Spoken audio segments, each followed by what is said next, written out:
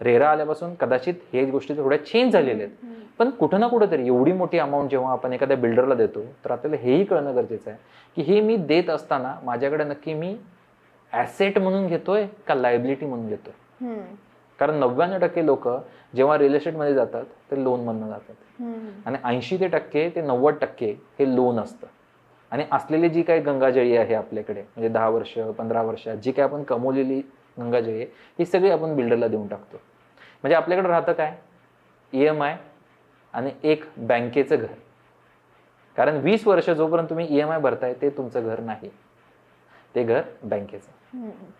मग आपल्याकडे चॉईस बऱ्याच आहेत की ज्याच्यावरती आपण काम करू शकतो, त्याच्यातून बरंच काही जनरेट करू शकतो.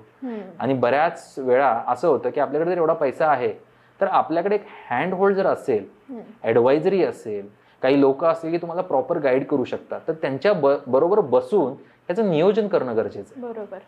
कारण आपण नुसतं रीलच्या माध्यमातून किंवा एक नॉन क्वालिफाईड व्यक्तीकडून आपण काही गोष्टी ऐकतो आणि आपण डिसिजन घेऊन मोकळे होतो.